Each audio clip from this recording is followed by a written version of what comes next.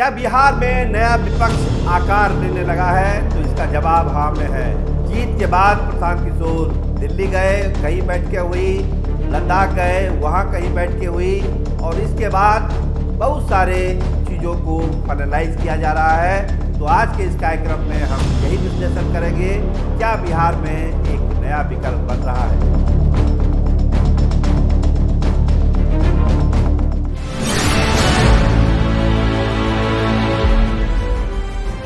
आप देखना शुरू कर चुके हैं स्टार टीवी बिहार, मैं आपके साथ सरोज सिंह। देखिए, बांकीपुर रिजल्ट से पहले भी हमने आपसे कहा था कि प्रशांत किशोर विपक्ष की धुरी बनेंगे, और रिजल्ट के बाद वही सिलसिला अब आगे बढ़ रहा है। जेएनजी आंदोलन और प्रशांत किशोर, क्या कोई कनेक्शन है? अभिजीत दीपके ने बहुत ही पॉजिटिव रिस्पॉन्स लिया प्रशांत किशोर की जीत का, और प्रशांत किशोर ने भी एक कहिए कि एक मौन समर्थन दे रखा था जेएनजी के आंदोलन को। उसका प्रभाव भी पड़ा बांकीपुर के रिजल्ट में। लेकिन रिजल्ट के बाद अब क्या? मुंबई में कोर कमेटी की बैठक हो रही है जेएनजी की। क्या निष्कर्ष निकाला गया कि प्रेशर पॉलिटिक्स अभी हम लोग करेंगे, अभी सीधे तौर पर सियासत नहीं होगी, पॉलिटिकल पार्टी नहीं बनाएंगे, लेकिन मुद्दों पर हम दबाव बनाएंगे, प्रेशर ग्रुप का काम करेंगे। प्रशांत किशोर भी तो वही बात कर रहे हैं कि हम तो एक विधायक हैं, हम तो मुद्दों पर बात करेंगे, इश्यू पर बात करेंगे, बिहार के विकास पर बात करेंगे। मीटिंग पर मीटिंग हो रही है।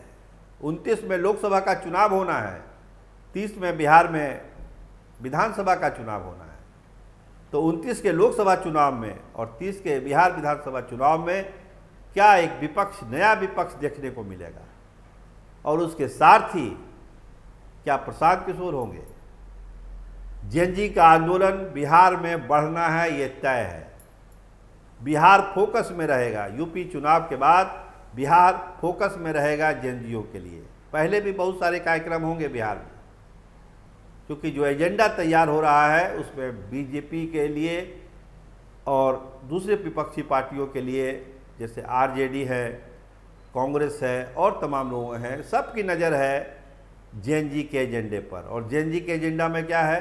छात्रों का हित, पेपर लीक ना हो, रोजगार मिले, छात्रों के इशू को उठाया जाए, और इन तमाम चीज़ों को समेटते हुए जेएनजी आंदोलन यूपी के बाद बिहार में, झारखंड में, तमाम राज्यों में अपना आंदोलन का फैलाव करेगा।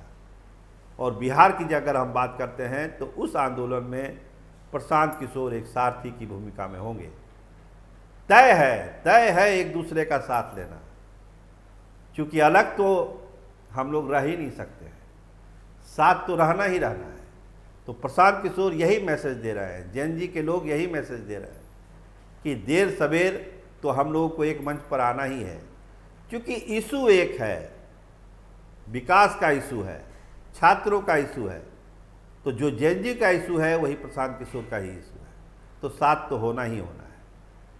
लेकिन एक चीज़ और समझिए, क्या इसमें कांग्रेस की भी एंट्री होगी, वाम दलों की भी एंट्री होगी, दूसरे दल भी आएंगे? तो अभी कहना थोड़ी जल्दबाजी होगी।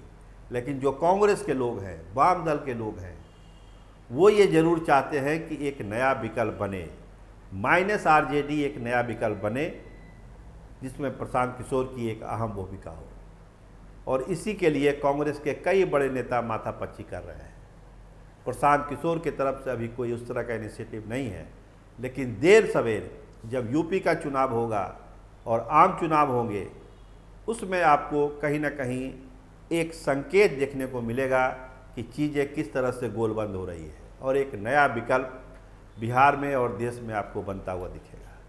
तो इंतज़ार करिए, धीरे धीरे ही सही, लेकिन ये चीज़ें मूर्त रूप लेगी और इसका असर देश और बिहार की सियासत पर पड़ेगा। आप देखते रहिए स्टार टीवी बिहार। आपका बहुत धन्यवाद, आपका बहुत बहुत शुक्रिया।